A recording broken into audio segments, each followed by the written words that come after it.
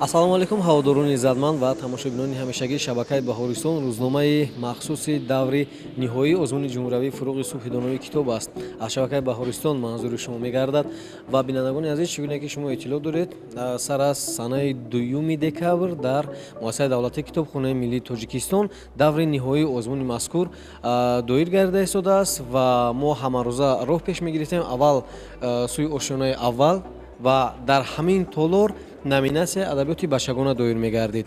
Хуб, аллакай аз имрӯз сар карда дар ҳамин толор номинатсияи эҷоди назму наср доир мегардад ва иштирокчиёне ки аз рӯи номинатсияи адабиёти бачагона омодагӣ диданд, аллакай иштирок карданд ва шумораи онҳо беш аз 150 нафар буд.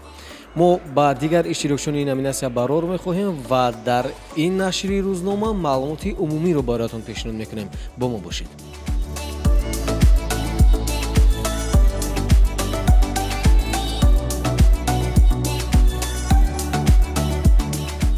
дар тӯли 10 рӯзе ки даври ниҳоии озмуни ҷумҳуриявии фуруғи субҳи донои китоб аст дар муассисаи давлатии китобхонаи миллӣ доир гардид, дар умум 510 нафар тавонистанд дар 5 номинатсия санҷиши дониш кунанд ва аз миёни онҳо беҳтаринҳоро ҳайати ҳакамон муайян намуда дар рӯзҳои баъдӣ муаррифӣ мекунанд.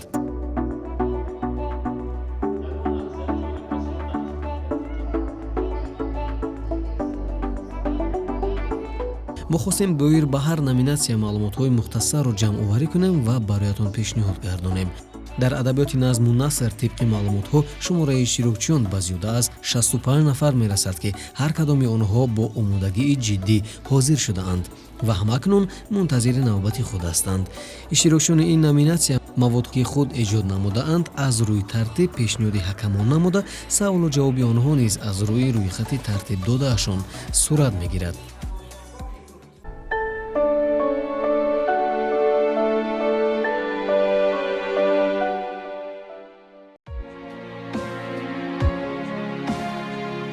аз рӯи номинатсияи адабиёти ҷаҳон низ иштирокчиён аз рӯзи аввал то анҷоми даври ниҳоӣ фаъол буданд ва то рӯзи охир 102 нафар тавонистанд дар назди ҳакамон дониши худро санҷанд.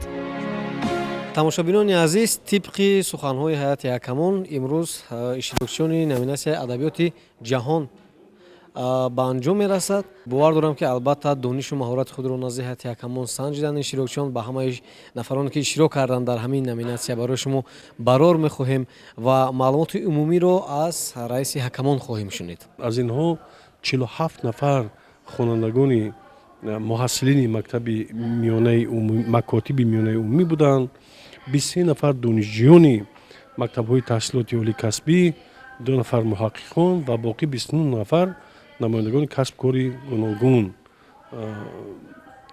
ба шумор мерафтанд.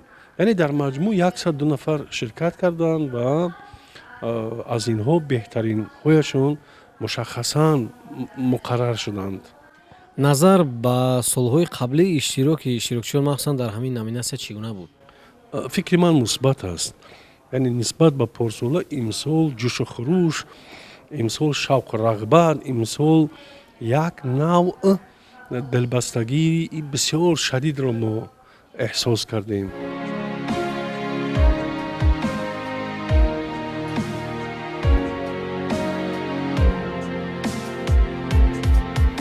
дар номинатсияи адабиёти бачагона тӯли 10 рӯз тақрибан 150 нафар тавонистанд баромад намоянд ва ёдрас мешавем ки иштирокчиёни мазкур аз рӯи гурӯҳҳои зерин хонандагони муассисаҳои таҳсилоти миёнаи умумӣ, донишҷӯён, аспиранту докторантҳо ва намояндагони касбу кори гуногун баромад намуданд. тибқи маълумотҳо иштирокчиёни имсола аз солҳои қаблӣ фаъолтар ва баромадашон дар назди ҳакамони озмун хубтар ба назар расид.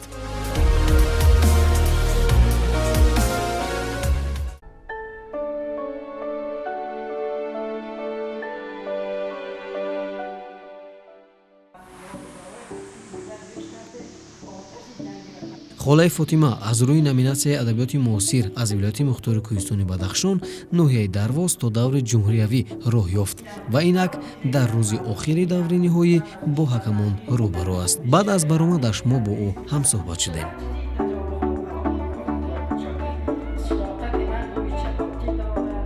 салому алайкум хола. алайкум салом бачаҷон. холаи Фотима, шумо мегуфтед ки аз Дарвоз чӣ гуна омадед ба Душанбе аввал? دروازه پیشته ای پگاهی که میخواستیم تا از ساعت 5 پگاهی تا 5 بگیره دل جگر ما خطا میشه نمیرسیم.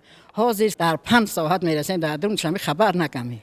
баромадатон дар назди ҳайати якамон чӣ гуна буд? ба андешаи худатон хуб буд? شیخم خیلی سوز بی انشالله. اعضای حکمان یادمان ناس ایتا سوال پرم ندان. با هیجان اومد ببینه که خیلی که علامت پیری. андешаи шумо нисбат ба ҷавононе ки баромад карданд пеш аз шумо чӣ аст? خیلی جوانانی سازن انشالله. خشره برآمد کردن. معقولن. امی خیر برای نغزه. ام تداویم خونن جوانان. و برای آینده ملت جوانان. саломат бошед. ташаккур барои шумо.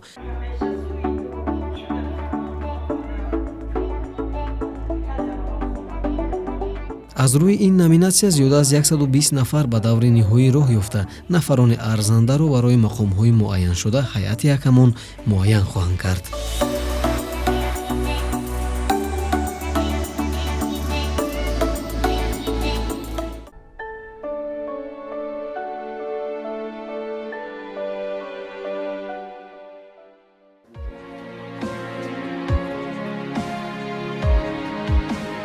дӯстдорони номинатсияи адабиёти классикӣ низ кам набуданд ва баробари дигар номинатсияҳо нафарони зиёд аз гӯшаву канори ҷумҳурӣ иштироки фаъол доштанд. ҳакамон ҳарчанд камбудиҳоро ошкор намуданд, аммо дар умум ба иштирокчиён баҳои баланд дода шуд. чанд маълумотро раиси ҳакамони номинатсияи мазкур ба мо пешниҳод намуданд ва мо манзури шумо мегардонем. 53 нафар аз муассисаи таҳсили меҳнаи умумӣ буданд. بعد از اون 31 نفر دانشجوی مؤسسه تحصیلات میانه و عالی کسبی 29 نفر نماینده کسب کاری گوناگون و 4 نفر عنوانجویان و اسپیرانتون در مجموع 117 نفر را تشکیل می‌دهند. چگونه سپری شد دور نهایی آزمون؟ بسیار در عموم خوب بود. نفرایی که واقعا آمادگی دیدن هم شعر اداد کردن، نوع‌های گوناگون شعر مطابق نظامنامه و هم کتاب خواندن و وقتی سوال جواب هم بسیار فعال بدن.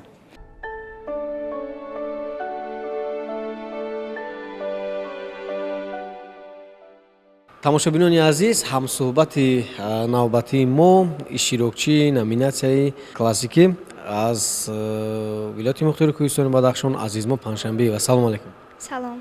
он чизе ки шумо медонистед аз худ карда будед, ҳайати якамон аз дохили ҳамон суол кардан ё ин ки ягон саволе буд ки шумо надонистед? бале, он чизе ки ман барои ҳайати ҳакамон пешниҳод кардам танҳо аз рӯи он варақҳое ки ман доир бар он 500 ғазал, зиёда аз 1500 байт достон, зиёда аз 800 рубоӣ ва дубайтӣ, зиёда аз 1000 мисра достон, зиёда аз 700 байт дигар нафҳои шеърӣ буд.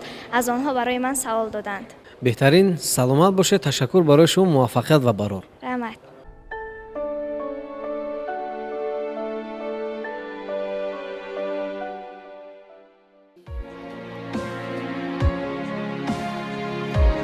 тӯли 3 сол озмуни мазкур тавонист донишмандони зиёдро муаррифӣ намояд ва баҳри рушди кишвари азизамон дар соҳаи илму маориф саҳмгузор бошад.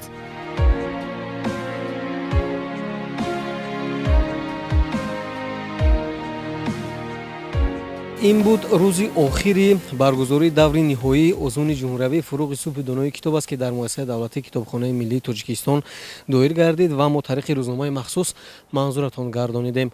бовар дорем тӯли 10 рӯзе ки рӯзнома ода намудем ҳамарӯза маълумотҳои шавқоварро баротон пешниҳод кардем. ва тамошобинони азиз, акнун аз рафти ҷоизасупорӣ албатта ҳамкорони мо дар рӯзҳои баъдӣ шуморо воқиф мекунанд. сиҳатманд ва хонаобод бошед. хайр.